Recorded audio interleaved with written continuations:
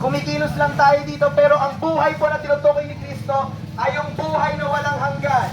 Sabi sa John 14:6, I am the way, the truth, and the life. No one comes to the Father except through me. So ibig sabihin, life, love, integrity, faith, and engagement. Alam niyo po ba sa panahon ngayon, hindi lang po sapat na kilala lang natin ang Diyos.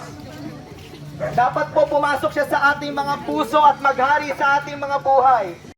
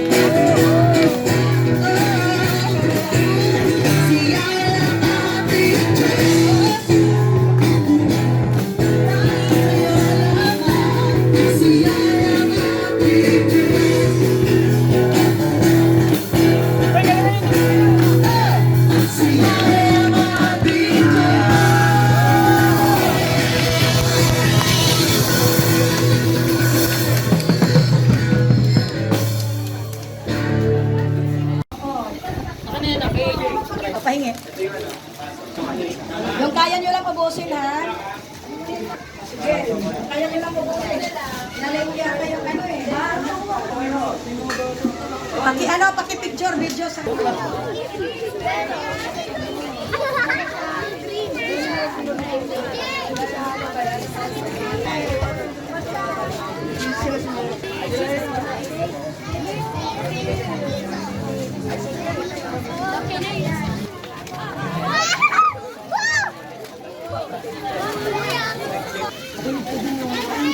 Hello, what's up?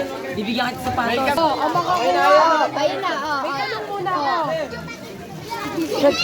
May tanong. Anong tawag dito? Bible. Galing naman. Uy, dalawa kayo. Dalawa kayo. Hindi, dalawa. Dalawa kayo. Oo, Bible. Basta kayo nag-praise and worship ba kayo kanina? Hindi, magdalawa.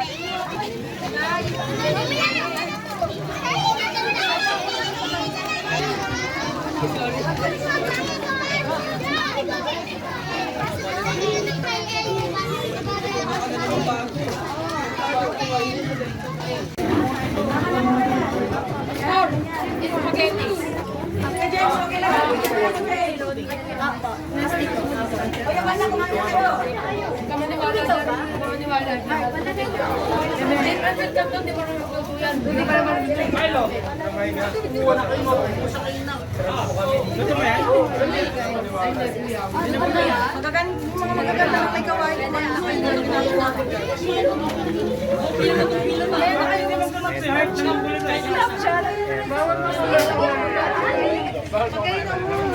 Bawal ba? Mahilig mag-kids.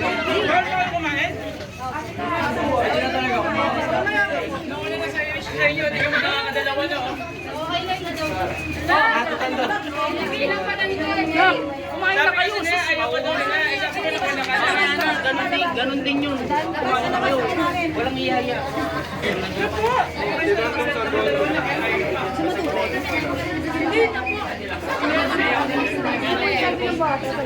Sabi ko, paano yung mga sabi ng bata, yung mga matitamang tao dapat ano dito.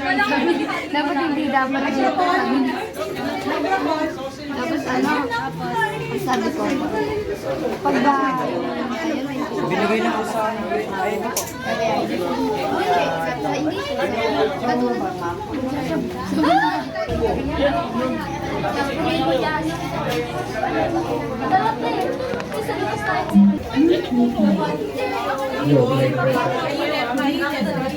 Okay, attention. Makinig. Yung may kawayan at bagong baryo, mga kabataan, ang mga may kawayan, bababa kayo ng pantok. Si Donna yun, nag-aaral ng tamborin. So may tamborin dance na pag nag-aaral. Okay. Pero isa lang napansin ko, dapat yung congregation, hindi sila distracted sa pagsabay ng sayaw. Kasi nakita ko kanina, nakapokus na lang sila sa sayaw. Tapos, hindi na sila kumakanta, hindi na sila nag-aaral. Yung una lang, yung first part lang naman. Tapos, dahil siguro wala ring projector. Di ba yung monitor nasa gilid? So hindi nila lang i-lyrics, hindi sila makakanta dahil mostly bago yung mga kanta natin. Sige, sayo na lang ako. Ikot-ikot na lang kasi ganun. Okay?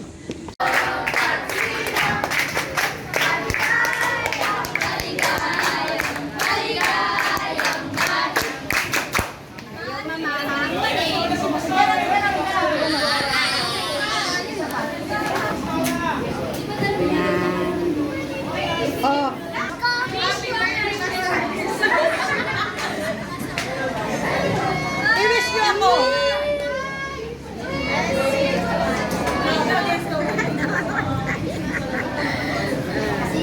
Thank you, may kawayan chapter. Thank you. At pinatunayan nyo, nanak nyo ako. Mayaman talaga kayo sa pagmamahal. Okay, sige.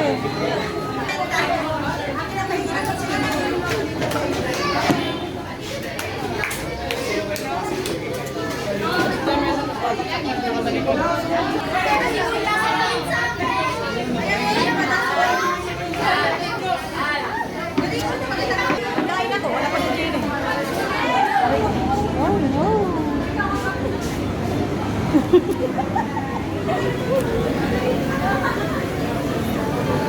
rin na